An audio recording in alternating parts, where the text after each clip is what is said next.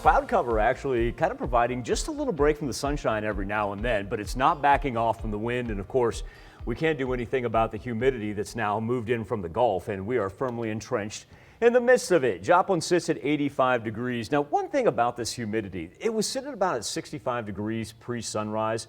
And so the fact that we've been able to just kind of ride that at a steady 65%, let's call ourselves kind of lucky on that, because we've seen a great shift of the humidity east toward the Mississippi River, and that really helps us out as far as what it feels like later this afternoon. Still, at the same point in time, we're pushing mid-80s already. Joplin and Carthage at 86, though Lamar in there as well. 87 in Chanute, let's roll 85 in Nevada and in Grove. Now, as far as that humidity goes, if we kind of zoom in here, you'll notice that we find ourselves just right in the midst of it. If we could push out just out here outside of our highlighted counties, there would be a considerable difference of about 3 to 4 degrees when it comes to our heat index readings. That, however, is not the case, and as much as I want to point that out, you know, Mother Nature's not going to move the humidity. There we are, stuck with it, as well as the 15 to 20 mile an hour winds.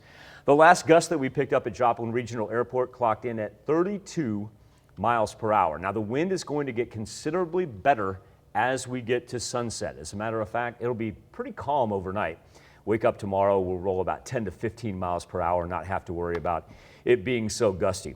Dome of the heat wave now over the Great Lakes, instead of making more of that vertical movement that we had, pushing all the way to the Atlantic coast, lasting through the southeastern portion of the United States, and a little movement in the jet stream. This is what we did when we started the show. We said, if the jet stream would simply move to the east toward us, well, that would usher in some of these milder temperatures that they're seeing in the upper plains. But she's been very, very stagnant as of late. She wants to grab that Gulf moisture, throw thunderstorm activity for the upper plains, and just kind of give us all that heat right underneath her. And she's not going to want to move here for the next couple of days. With that being said, we do avoid any watches, warnings, or advisories. Those now push out to the east.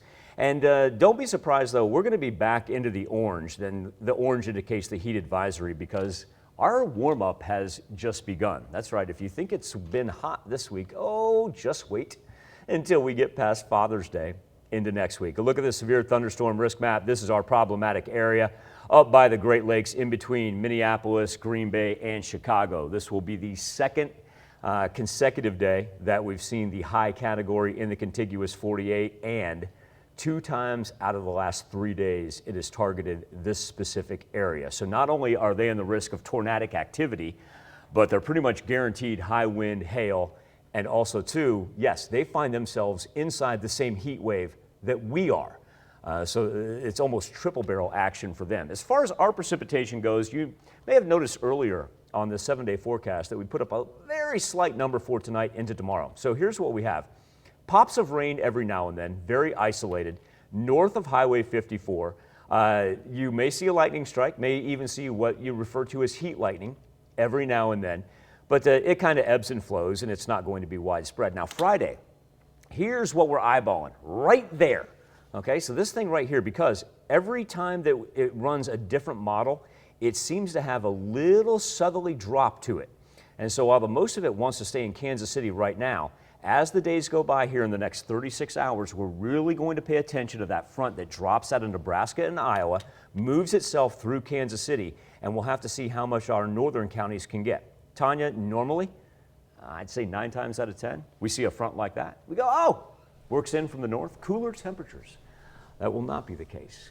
We'll go 94 on Friday, 95 on Saturday, Father's Day. Take that out in the morning or in the evening. Don't do it during the peak heating hours. And then lock in for mid-90s consistently next week.